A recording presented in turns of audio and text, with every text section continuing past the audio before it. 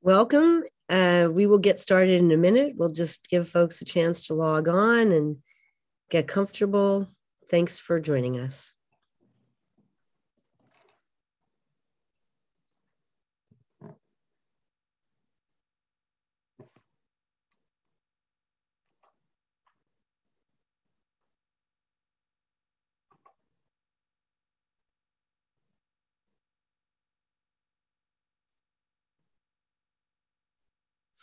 Okay, we're going to get started with this evening's program, United Policyholders Roadmap to Recovery webinar, where we will be reviewing some of the basics of your rights and your options as a Colorado resident impacted by a wildfire. I'm very happy to be joined today by a special guest from the Colorado Division of Insurance. So we got a few questions in advance of tonight's program. We will answer those questions. And for those of you who may not have had a chance to ask a question in advance, you can use the Q&A button to ask your questions, and we will do our best to answer them tonight. So just briefly, a little bit about United Policyholders. Of course, we are sorry that you are in the situation where you had to dial in tonight and get this information, but we are very glad that you did. Our organization is a 501c3, so that's a nonprofit like the Sierra Club or the Red Cross. We don't sell anything.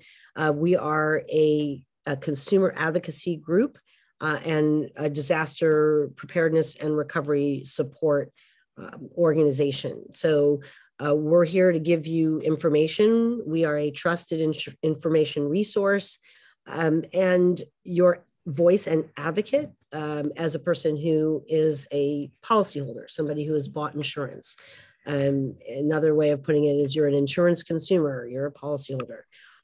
But we are a voice for you in the Colorado courts, in the Colorado legislature, and then in the media to help keep things fair for you when it comes to insurance.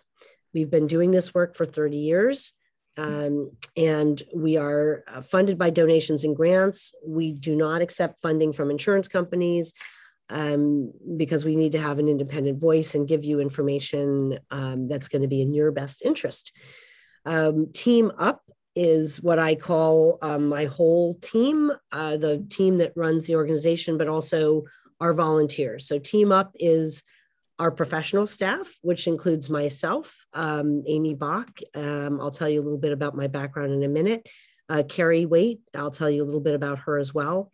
Elise Hicks, who's on to help answer questions. Carolyn Winter, who you can't see, but who is recording and has the buttons and got you registered for today. Also on Team Up are our government and nonprofit partners. So Angie and the agency she represents, works for, a very important partner for us. And then our volunteers. So those of you who may have been on previous Roadmap to Recovery workshops, we've been offering these educational segments to you now for a year since the fires last summer. And if you have seen any of them or all of them, you will see some of our volunteers. You will see consumer-oriented professionals that help us inform you and support you. Some of them are damage and repair cost estimators. Some of them are lawyers. Some of them are public adjusters. Some of them are tax and financial planning experts. Some of them are construction and real estate professionals. And what is special about our team, our volunteers and our staff and our partners is that we are all oriented to help you get through the process as painlessly as possible, understanding that it can never be completely painless when you lose a home, but we're trying to make the process go as smoothly as it can for you. This webinar tonight is through our Roadmap to Recovery program. But we also are working on other fronts all the time through our other programs. And some of the challenges that you may be encountering on your journey are things that we are trying to fix for future wildfire impacted households. And we do that by gathering information from you and then transmitting it to Angie's agency, to elected officials, to say there are problems that need to be solved. And sometimes we work towards solving them through new laws. A little fine print, this webinar is intended to be general guidance, not legal advice. And went a little ahead there. We do not endorse or warrant any of the speakers at our workshops. We're not creating a professional client relationship with you here. We are here to educate you. And a reminder, we do have a wonderful Find Help directory where we've got a number of Colorado law firms and claim adjusters that support our organization. And if that's a good place to start if you need professional help. But even with our supporters, we still remind you that before you enter into any kind of a contract with any professional where you're going to end up paying them money, don't assume that just because you're a disaster victim, they're going to be treat you well. You have to be practical, and you've got to make sure that your eyes are open with any contract you sign and get references and all that stuff. Because hopefully none of our people that you'll find in our directory would ever give you a hard time or take advantage of you. There are lots of people out there that will. So just the fact that you've gone through something awful doesn't give you a shield from people trying to rip you off. So always keep your eyes open. So that's me. I've been a professional insurance consumer advocate since the 80s. I'm one of the authors of the Little Yellow Book that you may have. I co-founded the organization, and I take a lot of pride in having our organization give you good information, but also in having our organization be a voice for you to get you the fair treatment you deserve. So I want to welcome Angela Siriano, senior insurance analyst with the agency in Colorado that oversees insurance companies. Angie is with us as a volunteer tonight, as a partner, and as a friend. So Angie, thank you so much for being with us. Happy to be. Also with us tonight is Carrie Waite, who you may already have seen on one of our previous events. Carrie signed on as a volunteer with us after her home was impacted by the Waldo Canyon fire in 2012. Since that time, she's become a member of our staff, and she has a very strong passion for helping people who've been impacted by a wildfire be treated fairly when it comes to insurance, and also helping people in your situation make good decisions along the way on the road. Carrie, thank you so much for being with us. Thank you. And Carrie lives in the Springs, right? You still live in Colorado Springs? Yes. Yep. Okay. And Angie is also in Colorado. I'm speaking to you from San Francisco. To those of you who completed our 6-month survey, thank you so much.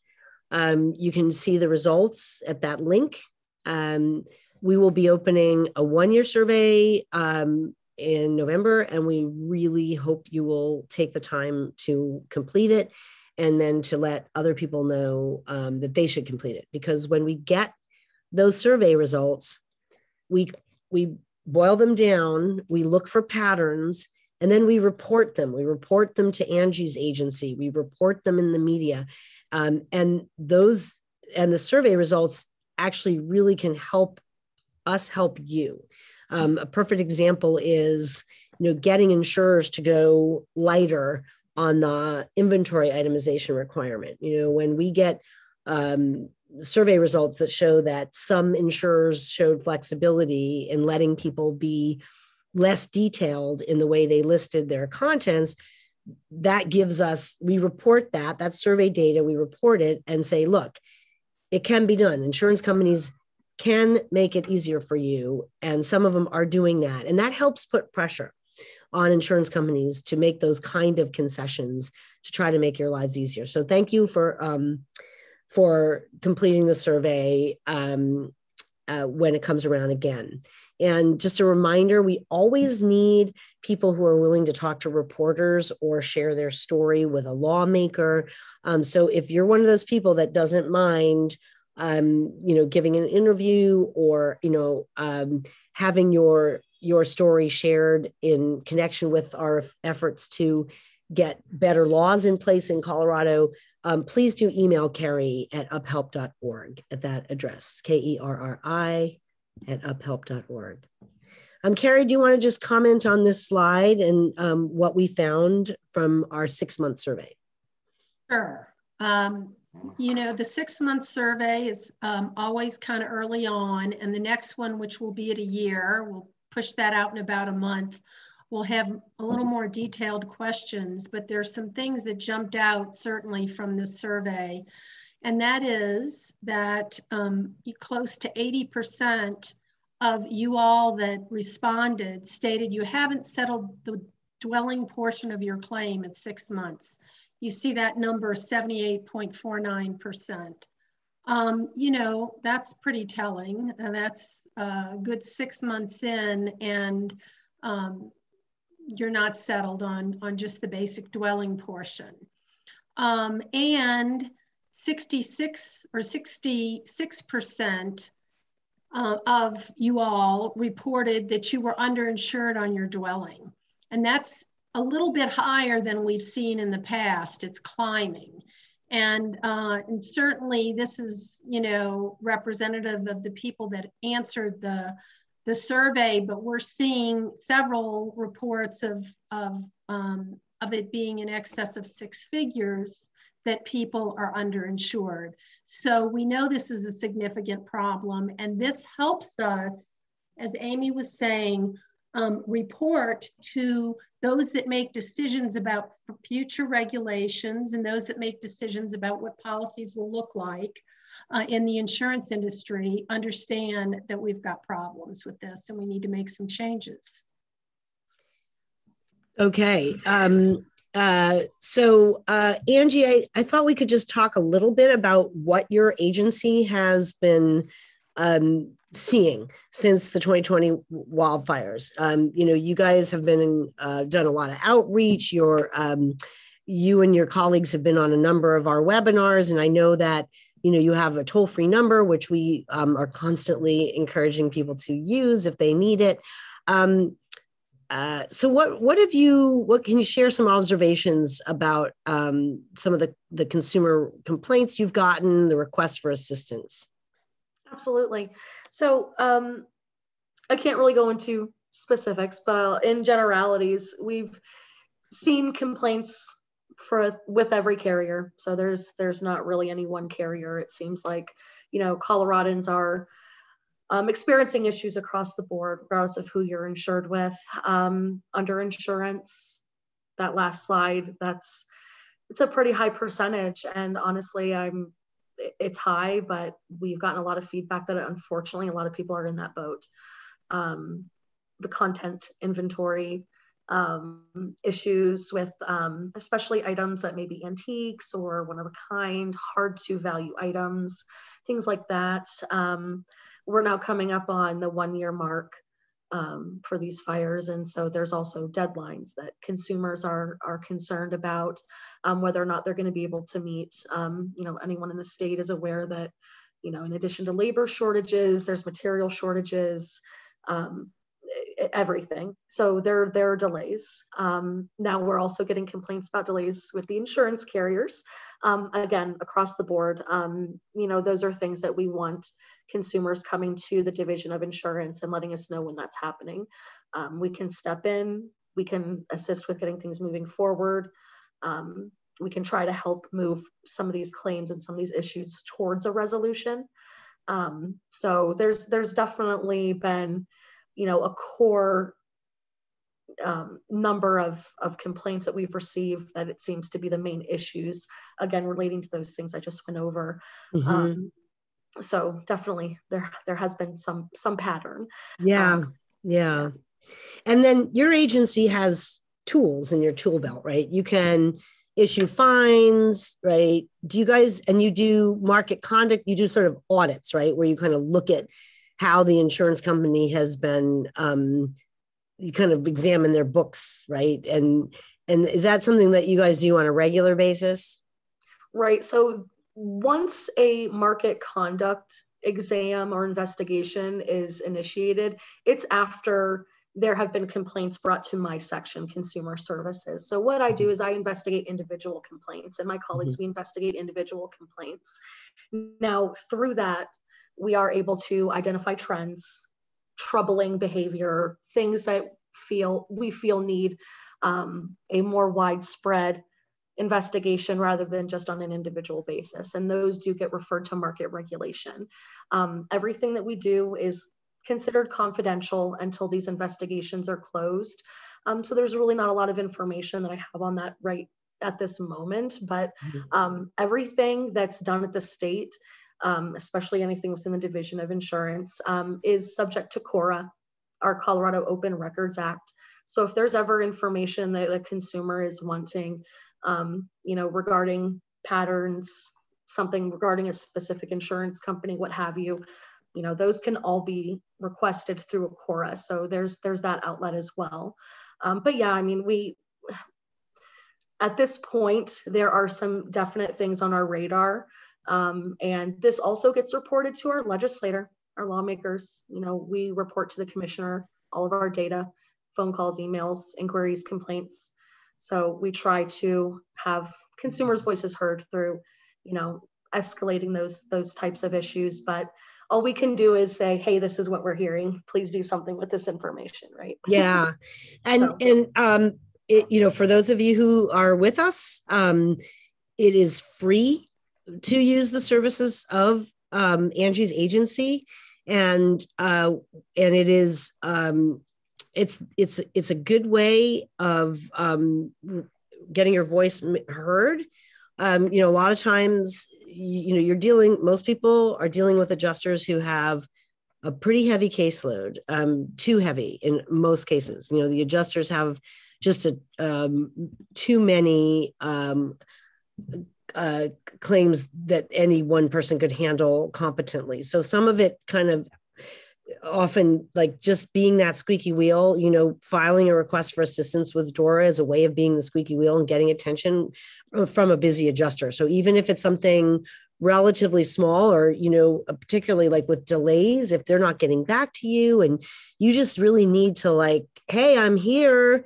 And I've been waiting a really long time for an answer, or where's my money? That's, Angie's agency is your first stop if you've done everything that you can. So you can see here, we've got some best practices.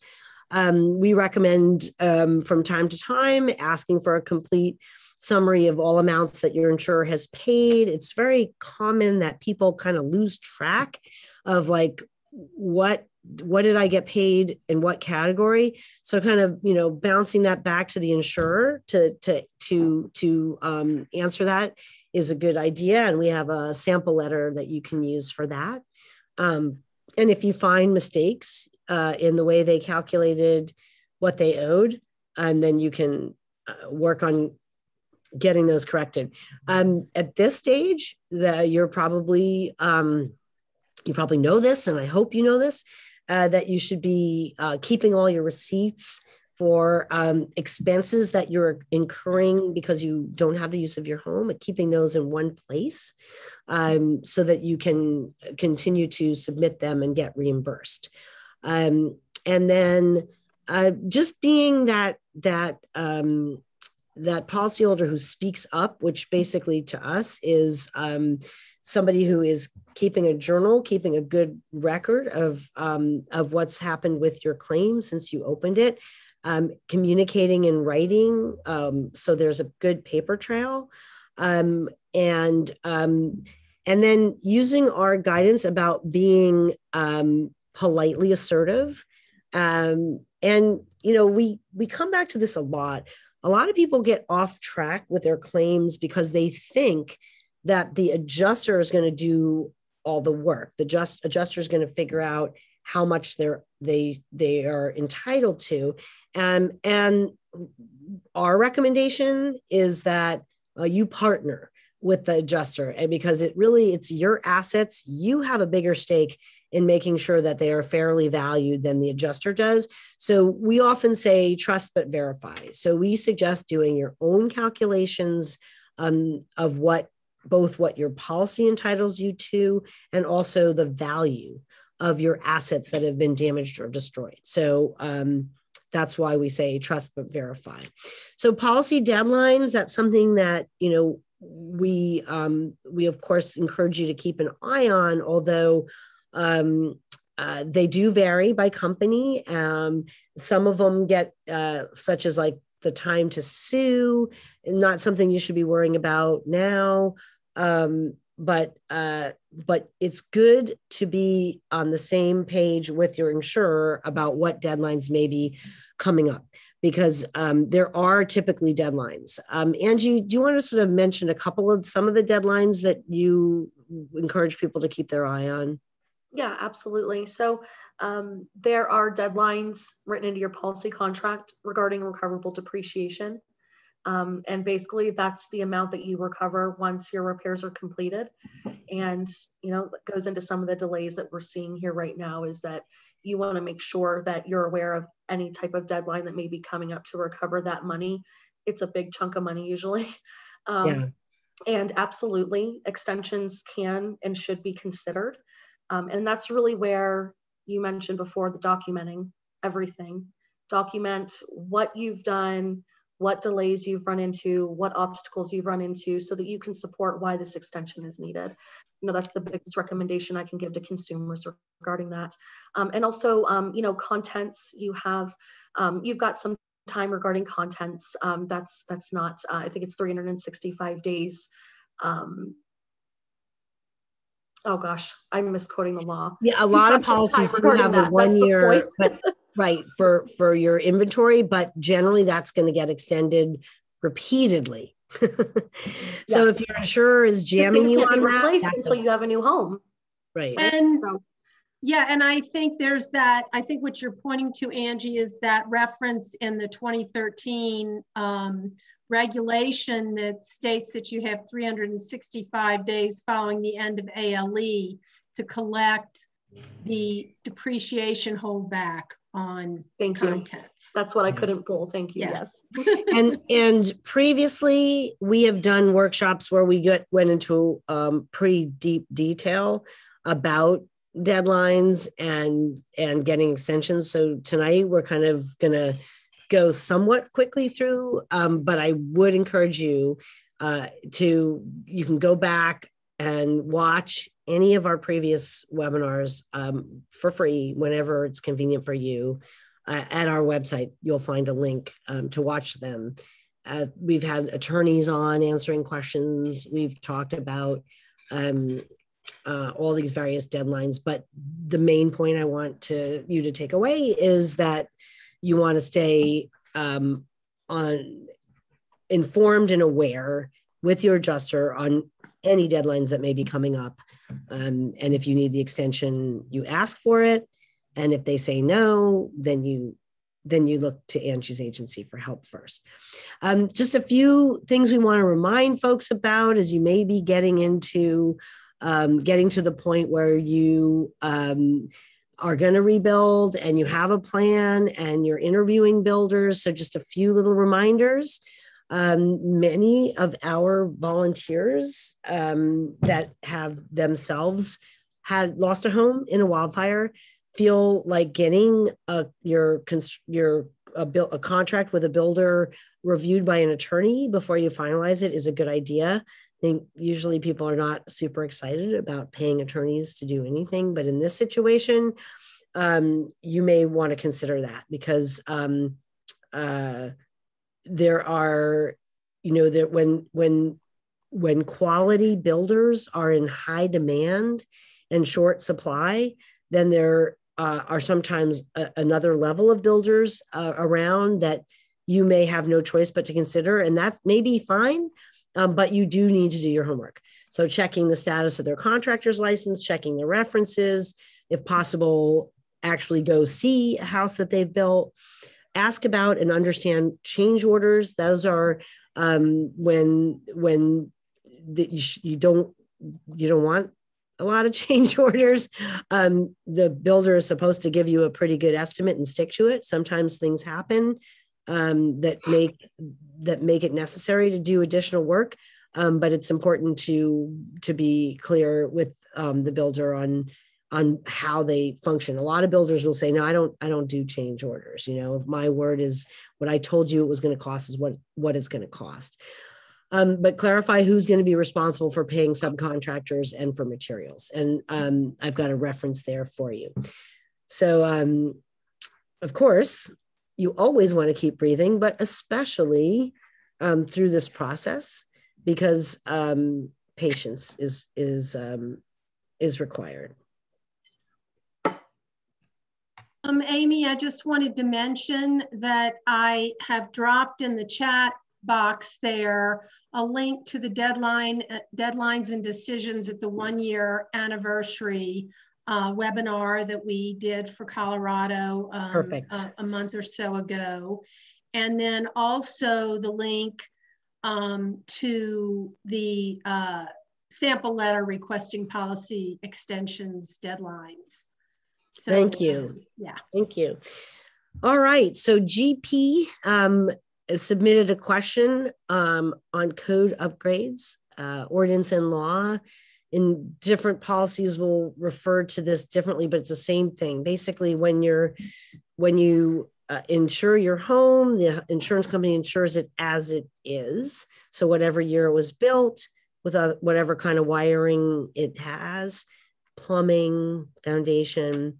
In many situations, you can't reconstruct the same house that you had because the building codes have changed and you're not allowed to do it the way it was, right? Knob and tube wiring, things like that.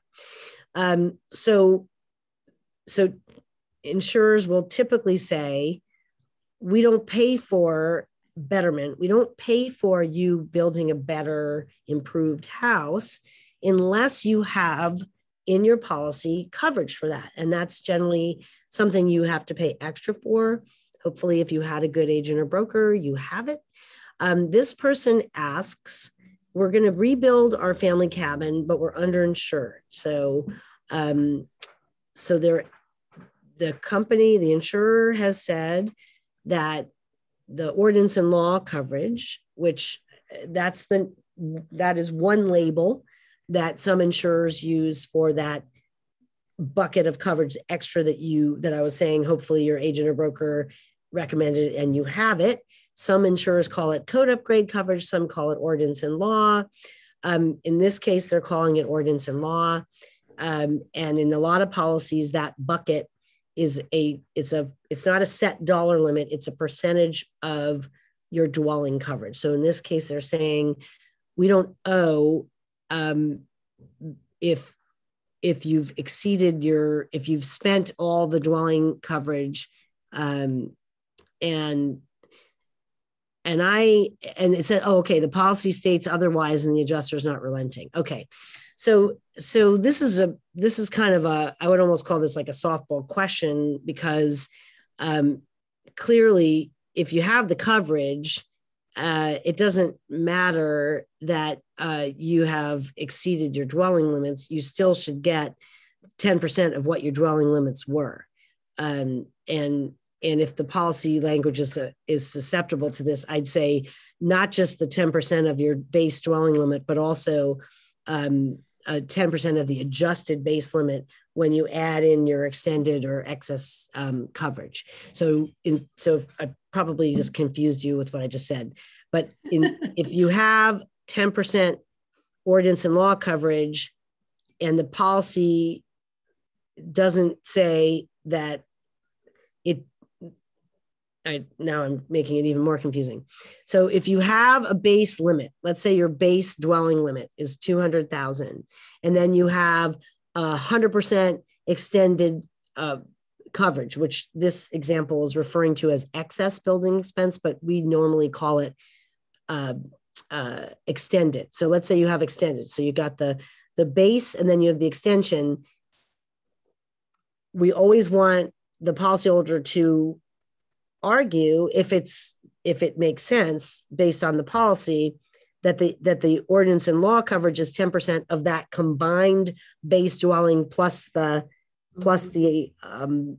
what they're calling excess. So the question here is the adjuster saying you don't get it. You don't get the O&L 10% because you were underinsured. That doesn't make any sense to me, honestly.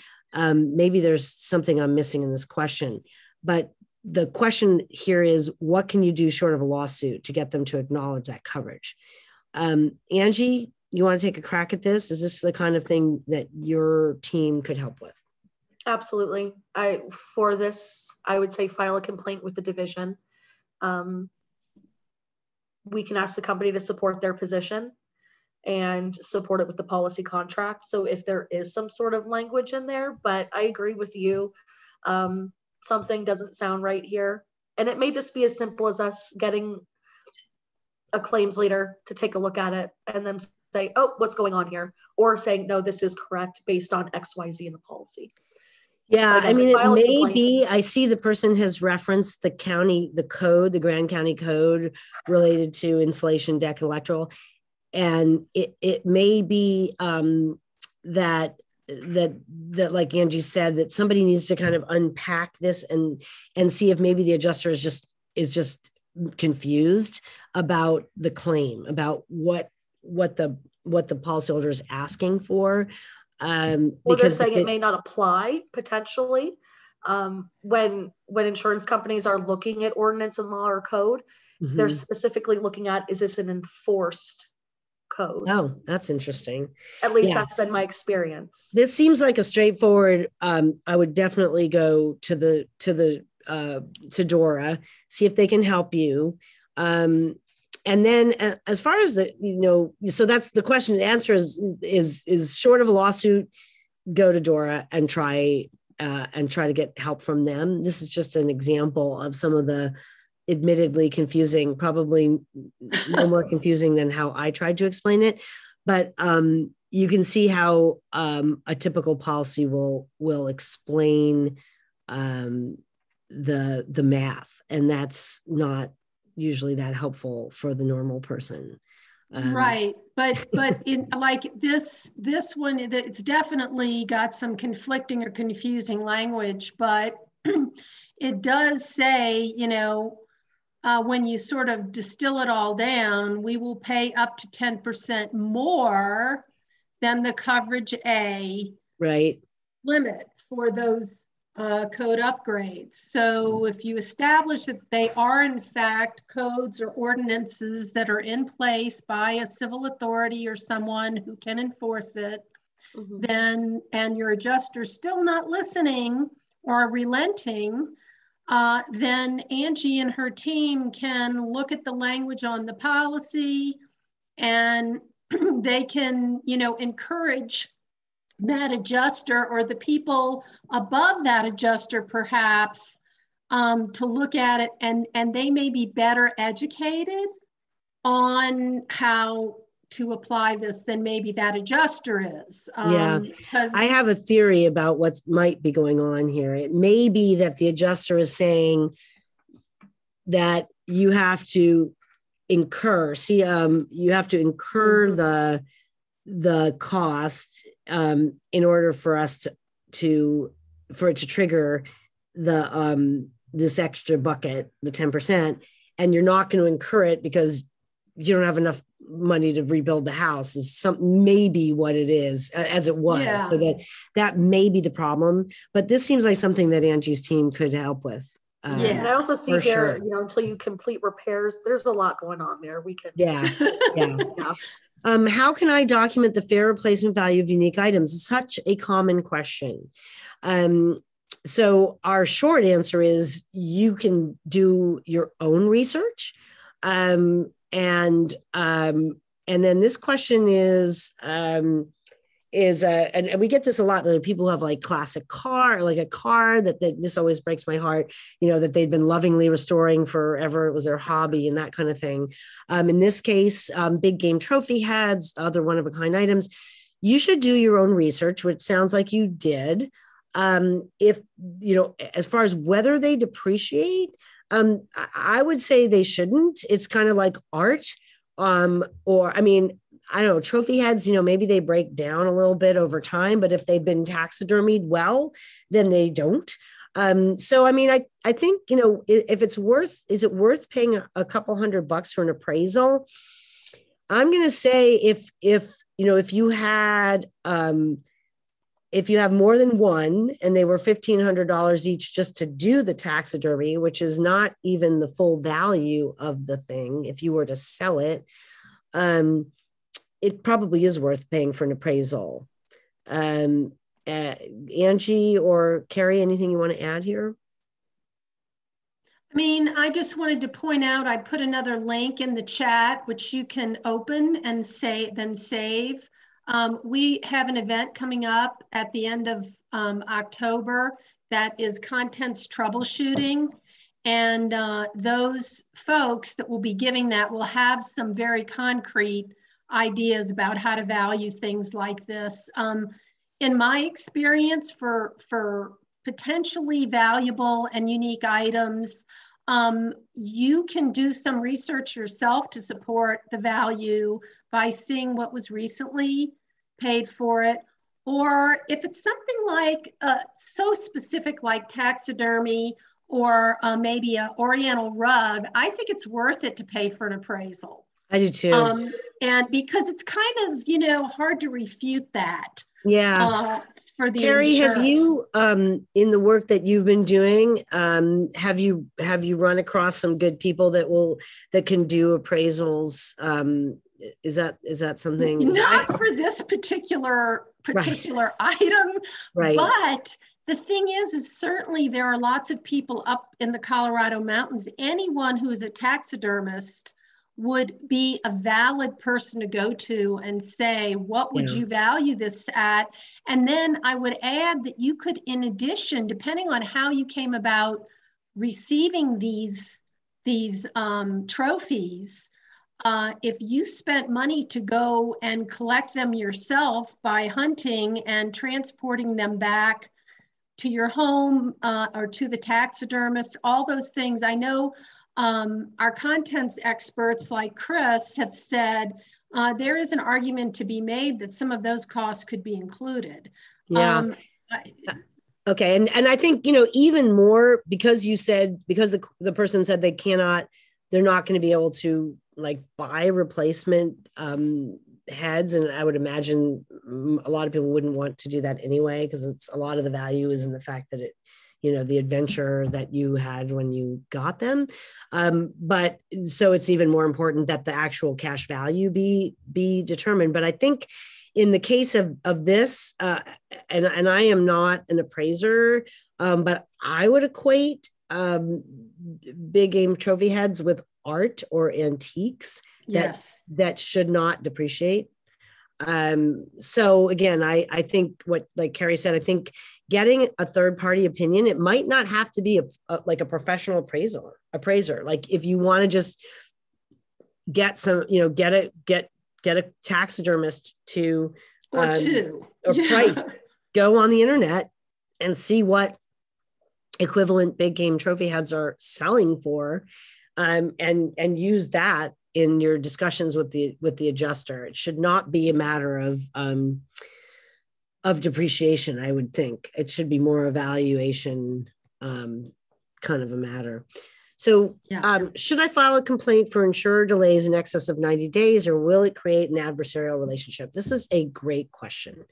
Everywhere we go around the country, when we do our workshops, when we do them live pre-COVID, I would say, you've got a free resource with your government agency. you can, toll-free number. And a lot of people, and I would say, okay, show of hands, who, a year in, people are complaining to us. How many people have complained to the Department of Insurance? And there would be like 3 hands that would go up. And I just, for a long time, I didn't understand it. Like, why wouldn't you use a free resource? And it's because a lot of people worry exactly what this person is worrying about, is people are afraid they'd sort of get in trouble or kind of ruin whatever rapport they might have going with their adjuster, and that would make things go worse for them down the road. And Angie, I have never found that to be the case in real life. I've always found it to be that once somebody makes their voice heard, flexes their consumer muscle, exercises their right as a taxpayer to use the free service from a government agency, that the insurance company pays more attention and behaves better. Is that consistent with what you've seen? Absolutely. I can tell you a lot of times the adjuster has no idea you filed a complaint. Our complaints get escalated through usually some sort of government relations chain of command. It's typically being addressed by a member of leadership. And what will happen, if anything, is that there may be a training opportunity with that adjuster where their leader will say, hey, we were looking at this claim, won't probably even mention a complaint again was ever filed, because it's not the adjusters. They don't need to know that information, and it might stress them out. And again, it might cause an issue. So that a lot of times they're not even told. So, it's staying typically with leadership. And that's not to say the adjuster might not be told. They might. But even so, they're not going to make this situation worse when they know that we are watching what they're doing at that point. And if anything does come up where you feel there's retaliation or anything like that, that's something we want to know and that we'll look into. But that is absolutely not the typical experience. Usually these complaints, at the very least, will get the consumer some sort of clarification, if not a resolution. So, and that's the goal. Yep. Hurting people's feelings, it doesn't matter. It's business. It's business. This is what we always tell people. Think of this as a business negotiation, and you're just using the leverage that's available to you. Carrie? Right. And I was going to say, I think a big piece of it, especially in any kind of disaster recovery, is these are real human beings, these adjusters, and they are under a lot of pressure. They're working, lots of claims, and the old squeaky wheel gets the grease is absolutely applicable here. And you don't have to wait until you are just at the end of the road on a claim where you have all kinds of things that haven't been settled and where you feel you're running out of time. You can reach out on these issues and it will get the attention of eyes higher up that can get the ball rolling. And I don't think it causes retribution. I think it kind of gets you just paid attention to, and that's a good thing. I agree. And 90 days 100%. is not too long. Whatever time frame you feel you've not been heard, whatever time frame you feel is not appropriate is when you want to get us involved. So whether that's 60, 90, 200, it doesn't matter. And 90 days is a lot of days. That's a long time. 3 months is a long time. And I guarantee, and we're towards the end of this deck, the slide deck here, we have the some excerpts from the laws in Colorado, and the 90 days is too long for an insurance company to respond to you on a claim matter. Okay, how can I get reimbursed for the work I'm doing instead of hiring a contractor? This is another really great question that we get a lot. A lot of people, especially when people are underinsured, or they're thinking, I'm going to be my own GC. I'm going to be my own general contractor. I'm going to save, the 10% and 10% profit and overhead, and I'm going to put my own time in. Some people who lose their homes actually are contractors.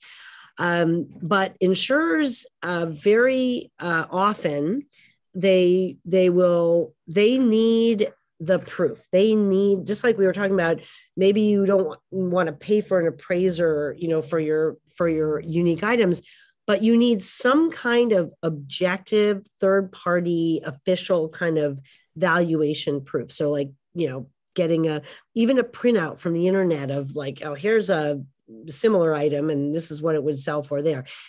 They're not going to take your word for it without proof, is the bottom line.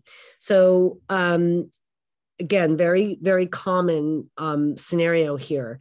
So documenting your costs for your time, if you can, you do need to show proof that if you weren't doing this work, you would be making money doing something else, right? So if you are typically, like, let's say a homemaker, so you don't actually have a salary and you're trying to get compensated for, let's say, working on your inventory, the insurers are generally, it's going to be a brutal battle to get them to compensate you, because they'll say, well, you're not normally salaried. So the fact that you're putting time in on this doesn't mean you're losing money. So in this situation, you would need exactly what if you're cutting back work hours in order to do it, then you're going to have to document that in some way. So it's not just your word, but there's something physical on paper that they can evaluate.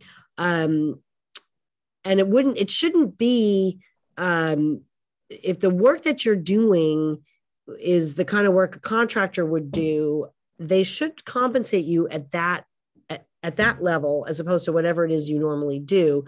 But that's going to be a fight. I'm not going to make light of it. That's going to be a fight. Angie, do you have some thoughts about this? We've had a few consumers reach out about this, this thing, because there's no contractors available. And what I tell every consumer is the best thing you can do is document and submit your costs.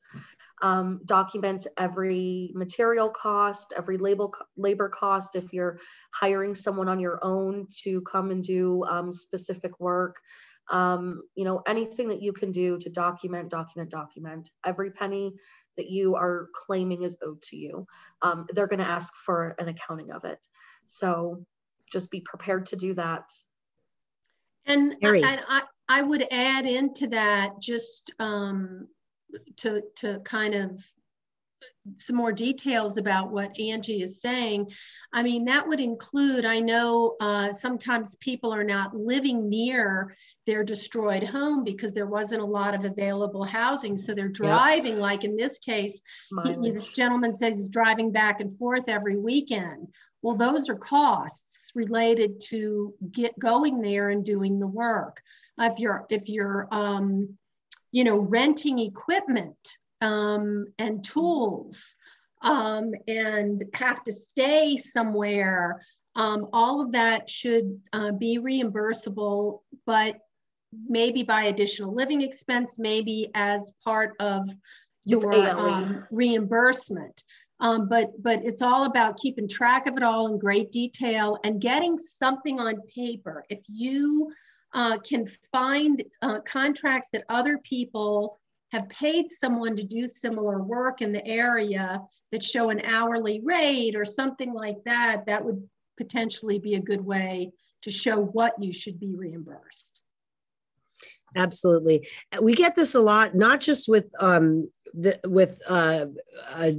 construction services, but people saying, well, I stayed with my sister instead of staying at a hotel. And again, it's insurance adjusters are trained to rely on proof. So you got to give them proof.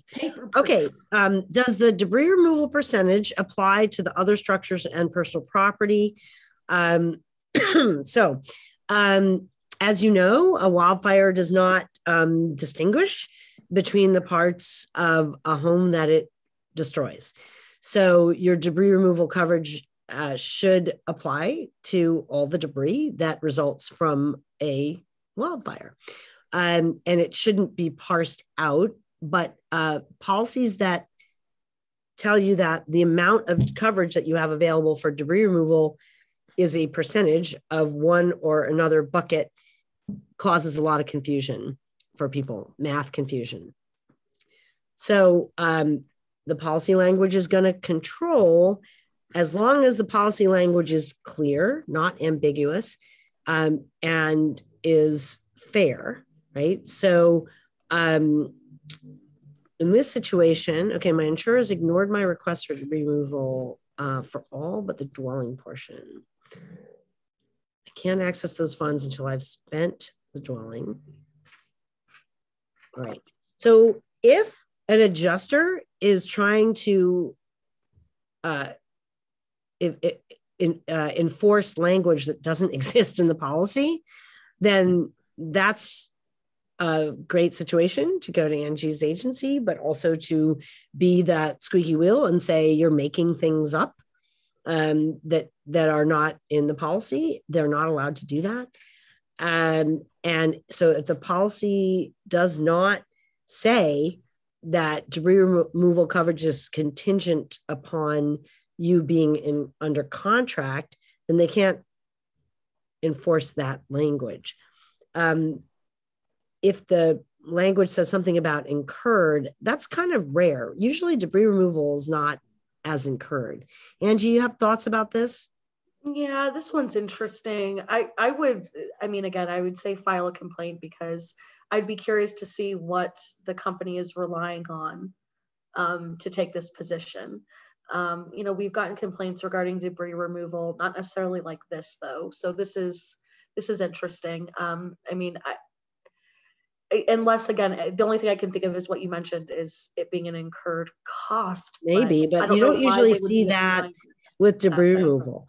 So yeah, I mean, it is often a percentage of it's often a percentage of the dwelling, but of course, that's just to determine how many dollars are available to you. That doesn't mean that it only goes to remove debris from the structure, because you can't segregate debris from the structure or debris from contents. So Carrie, anything you want to add on this? Well, one thing I want to do is, my typical thing is point to the chat box, because I have dropped a link in there that's our guidance on debris removal. So cut that or click on that and save that one. Yep. What I would say about this is, I believe what happened in this situation is that some of the insurers are, when they make their actual cash value payment on the dwelling, they're telling people they're not going to give them additional funds until that money is spent. Right. And then so that could be part of it. I don't think that is a supportable position for the insurer. If somebody's spending money on debris removal and that's a separate bucket, and you have invoices to prove you've spent the money, that money should flow from the insurer, in my opinion. Agreed.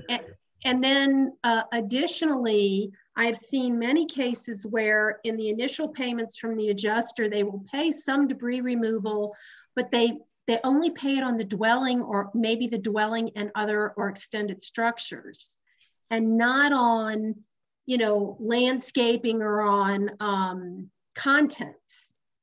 And it seems that sometimes it's necessary to ask for that 5% or whatever it is to be paid out on those portions. Yes. So I would say the answer here, what can you do to get their attention? You start by following our advice to be that squeaky wheel, write the letter, articulate, be very clear that here's the problem I'm writing to you to solve. Here's the solution I want. And here's why I'm entitled to it. And if that doesn't work, then you can file a complaint with Angie's agency and get their help. At what point should the insurer release my additional funds? I've only been paid depreciated value on the dwelling. Okay. This person has submitted their rebuild permit, signed a contract, submitted the documentation that the cost of the rebuild is going to be over their policy limits. the insurer is stating they won't release more funds until the home is framed, but the policy doesn't say that. That's another example of an insurance company and its adjusters are not allowed to make up rules. If the policy doesn't say that the money doesn't flow until you have hit a certain trigger, then they cannot invent that trigger. But the word incurred with in connection with replacement cost benefits above actual cash value is very common. So it's very common that the policy does require you to incur costs above ACV, above actual cash value, depreciated value, before you can access more money. So that is common, but the releasing more funds, not releasing funds until the home is framed, I've never seen that language in a policy. Angie, any other thoughts about this one? The only thing I can think of is recoverable depreciation being withheld, which is typical. And a lot of times that's not even released until there's final repairs being done. Right. Or building being done. Now the other things they're mentioning, the code upgrades at 10% and the additional building costs of 20%. I mean, it sounds like there's quite a bit that they're alleging is being withheld. Yeah. So again, that's something I would encourage, submit a complaint to the Division of Insurance, be detailed about what expenses and what costs you feel are owed to you that the company's not releasing. And that's something that absolutely we can look into and ask the company to support better than just saying that the home needs to be framed. I've never heard that. I've never heard that either. Yeah. Anything to add there, Carrie? What's that? Now you have heard. Yes, now we have. Well, I mean, the real look, we try to keep it real. And we're talking about money here, right? The insurance company, the insurance adjuster, they're trying to hold on to it. You're trying to collect it, right? So you have this dynamic. The whole ACV replacement cost scenario that insurers have invented and created, and this is the world we have to live in.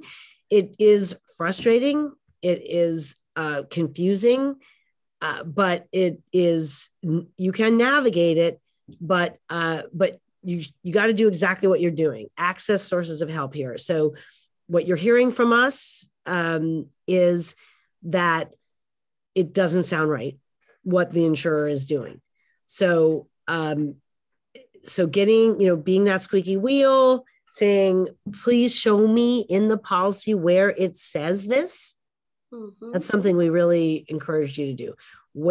Please show me in the policy where it says the word framed, or where it says that I won't be able to collect funds until I've framed my house. So right, because it kind of comes down to, if the language isn't in the policy specifically as to what constitutes the costs being incurred or when it trips them paying it, you should be able to make a reasonable argument that if you have a financial commitment to the contractor and you've paid and applied for the permit and the shovel is in the ground, or maybe even they've started laying the foundation and you need more money released to keep the building going.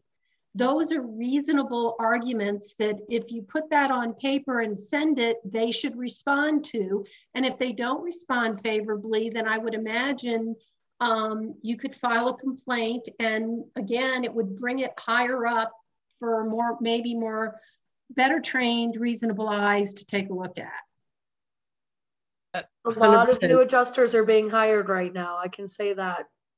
You mentioned earlier, there's a lot of, the adjusters have too many claims, but that's not on the consumer. Right, that's it's not yeah. But the fact of the matter is it's happening. These adjusters have too many claims. They can't handle them timely, most cases. And that's a statement that I can't back up with data. That's just based on my experience and the feedback I'm getting from consumers and our complaints. Not only are they not able to keep up with the workload, but there's been mass hiring to try to keep up with with the wildfire claims. And so you're seeing overworked, understaffed, green, in some cases, adjusters. So if there's ever something in your claim that doesn't sound right, let us know. Yeah. I mean, again, we can get someone else involved in the claim process to look at things. You know, is it okay that this is happening? It's not illegal, I can say that, but it's definitely not good customer service. So if there's anything like that, let us know, and we'll step in any way we can. I mean, with all due respect, it may be illegal if they're not following the maybe. Sorry. Maybe. I mean, I a signed contract with a builder that says you are obligated to pay X dollars. And if it's above what your limits are, you've got a pretty good case. That I wasn't saying necessarily just this specific question. I was speaking about generalities, but yes, you're right. In this case, maybe. Right. You've got to really, I mean, you've got an argument that you cannot proceed with the project until you get some more money, and so you're sort of in a catch-22. But in this situation, this seems like one of those things that Angie's agency should be able to help with.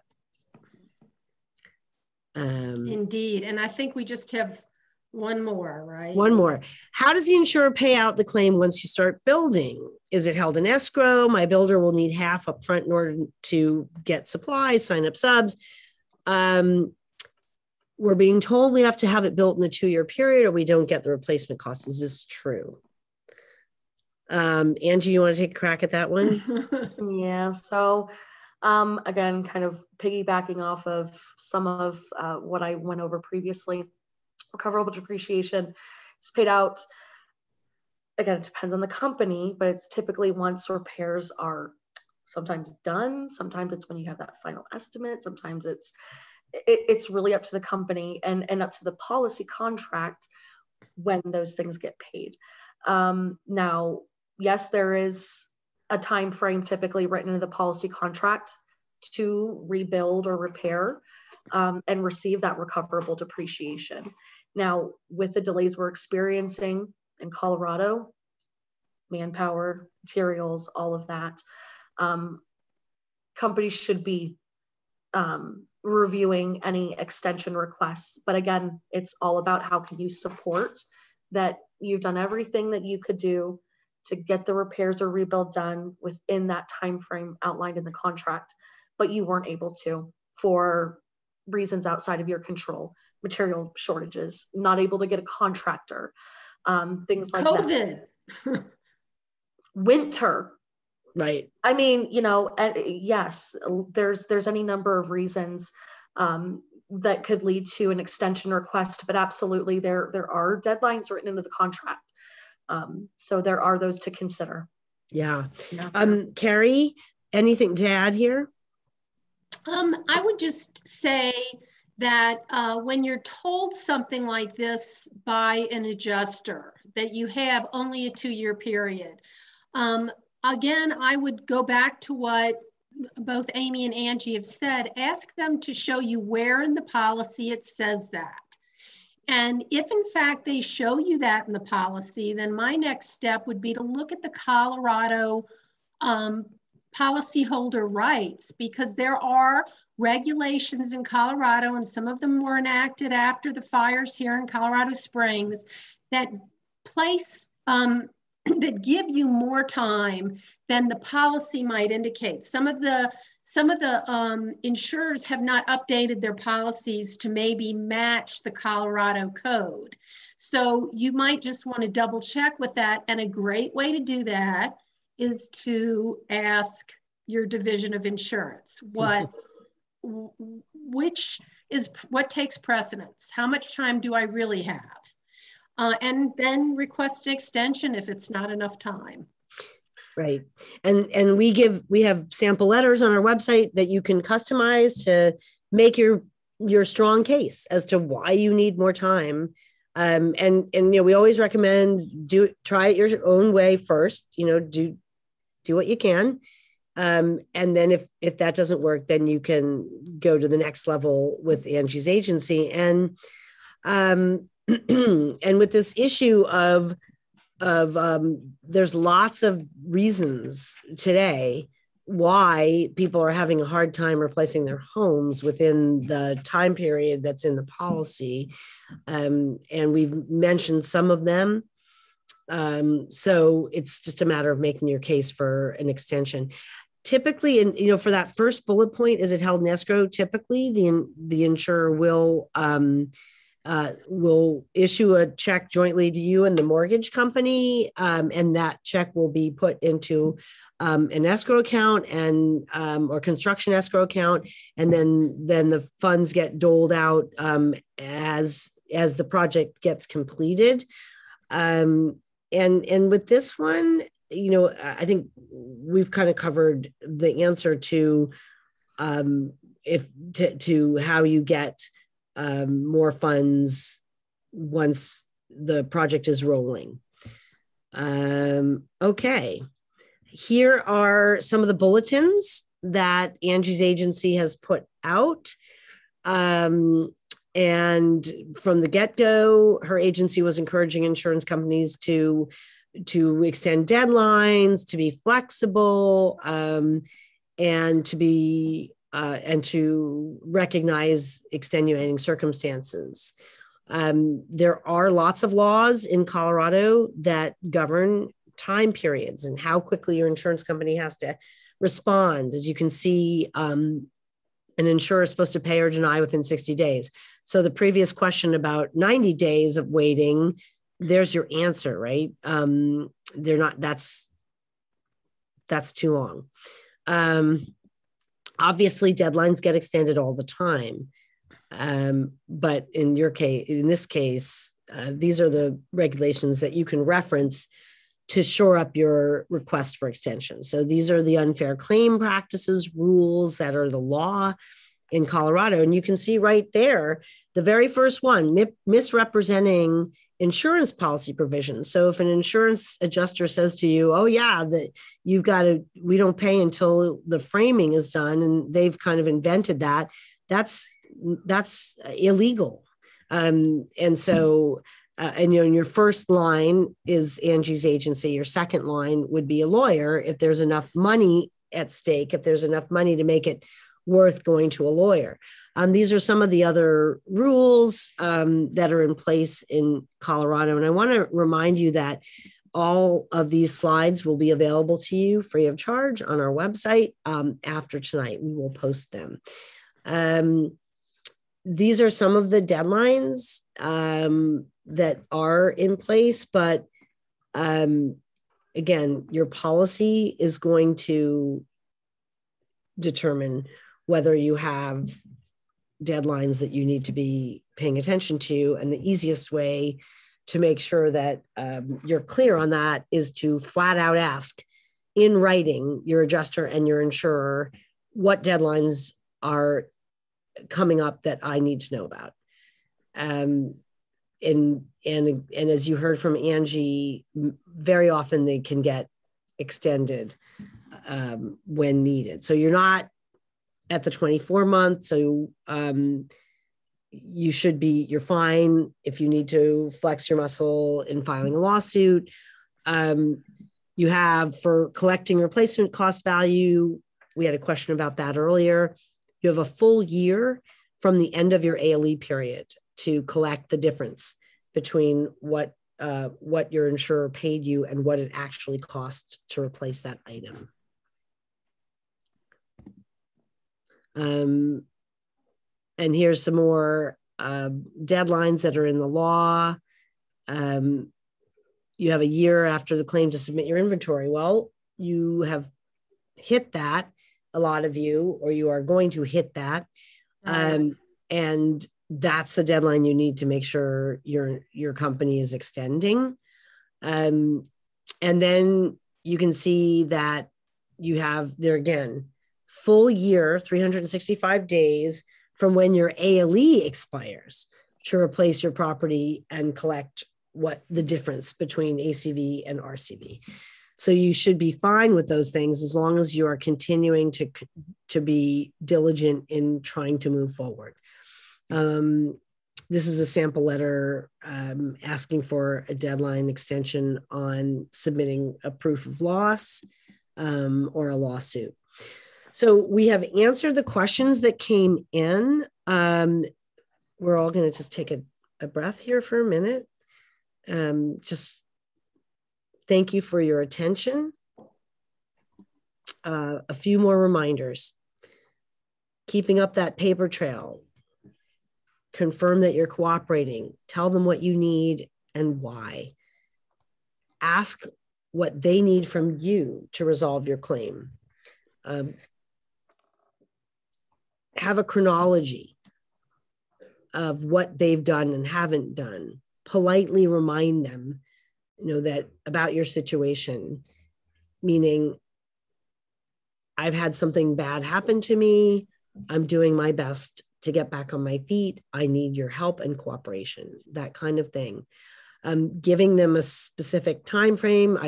I will appreciate a reply within 7 business days or 14 business days. And then be persistent, be that squeaky wheel. We really encourage politeness as much as you can, polite assertiveness. We know how frustrating it can be to be in the situation, to feel like you're getting jammed and somebody's throwing bureaucracy at you and why it doesn't make any sense. And, again, UP is here to keep it real for you. It's a business negotiation when you're dealing with an insurance company and you want to keep your eye on your goal and you want to have a goal. The goal is to be made whole. And sometimes along the way, you've got to do some math to figure out what it's going to take to make you whole. And don't wait for the adjuster to tell you what's going to make you whole. You've got to figure it out yourself. And I know that sounds, that's easier said than done. And many of you are underinsured, and that can really be sort of an ongoing source of frustration. But we're here to at least help you get every dime of what is in the policy. And for those of you who are underinsured, we really encourage you to watch our webinars that we've done with some Colorado lawyers on rights and remedies for the underinsured. Such a common scenario. And in some situations, there are remedies through the courts. These are some of the contacts for those of you who are in Grand County. These are some of the contacts for Boulder County, for Larimer County. And again, you don't have to worry that we are going too fast here through the slides. This whole deck will be available for you free of charge. If you are in a situation where your insurance has come up for renewal and your insurer told you they were not going to renew and you're having trouble finding replacement coverage, this is our guidance to shop. And then to, again, sorry to keep pointing the finger at you, Angie, but again, to use your DORA Division of Insurance for help replacing your coverage. Here is that agency's contact information, their phone number, their email. They have an online complaint form. So however you feel comfortable communicating, they give you those options. These are some of the events we've got coming up. We have a Survivor to Survivor forum coming up on October 5th, and you're welcome to join that. That's an informal place where you can hang out with other people who are either on the road to recovering from a wildfire or have already recovered and have nuggets of wisdom to share with you. It's a safe space for you, and you can register free of charge at the link in our on our website. Some of the past workshops you might want to take a look at. The understanding depreciation one that we did is a good one. Where there's math, there's confusion, and depreciation is all about both of those things. We really encourage you to keep connected, not just with us, but with other folks. So as I said, our Survivor to Survivor forums are a really good way of getting both kind of emotional support and also practical ideas from people like Carrie. We have a whole crew of people like Carrie who've been there, done that. They've got nothing to sell you. They're not trying to convince you to do things one way or the other. They just want to give you guidance that has helped other people in your situation. It's not too late to get a copy of our inventory guide, which is for those of you who are less comfortable with the internet. If you are still struggling with your inventory, the whole second half of this book is basically a room by room memory jogger for reconstructing what you may have had in your home. And there's no shame. You know, a lot of people who've lost their homes or had their homes seriously damaged, putting together your contents inventory can be one of the most painful and difficult. And there are so many people who are just starting sometimes at the 1 year. But, you know, hopefully you've gotten extensions, so you're not running into any deadlines. And we offer a lot of free guidance on that. And as Carrie pointed out, we will be doing another workshop. Did I miss that, Carrie? I think it's on the 21st. On the 21st. So we're not quite, it didn't quite make it onto this screen. So yes. Later in October, so you go to the events section of our website, you can get to the contents troubleshooting workshop that we've got coming up. Here it is. If you look in the chat. Oh, thank you, Carrie. In the events, it's just contents troubleshooting. All right. 6:07 p.m. in the chat. We have it here. Thank you, Carrie. Thank you, Angie. Thank you to Team Up for, we got through the questions. And, you know, it may sound like for everyone, we say, yeah, go to Angie's agency after. Always try to fix things yourself if you can. But we know that for those of you who sign on, you probably already have tried that. But it's always best to give it your best shot, and then let this free government agency take their best shot. If they can't solve your problem, that's where the private professionals are available to you. And we've got lots of guidance on, you know, how do you find the right professional? How much should you pay them? You know, how do you avoid ripoffs? You know, what's a fair price to pay? All those questions. And you know, that's what we're here for, is to try to give you as many nuggets of wisdom, or pearls, as Carrie calls them, to keep you moving forward. So good luck. We are rooting for you. We are here for you. We are so proud and pleased to be able to bring you webinars like this evening, and to have friends, partners like Angie and her agency that have leverage that our organization doesn't have, but that is very, very valuable to you. So with that, we're going to sign off and remind you that tonight's webinar will be available to you as a recording you can watch, along with all the other ones. And I'm going to give you one more minute, if you haven't looked in the chat, to see all those good links that Carrie posted. They're all there. There you go. Thank you, Carrie. Thank you, Angie. Good evening. Thanks, everybody. Thank you. Good night.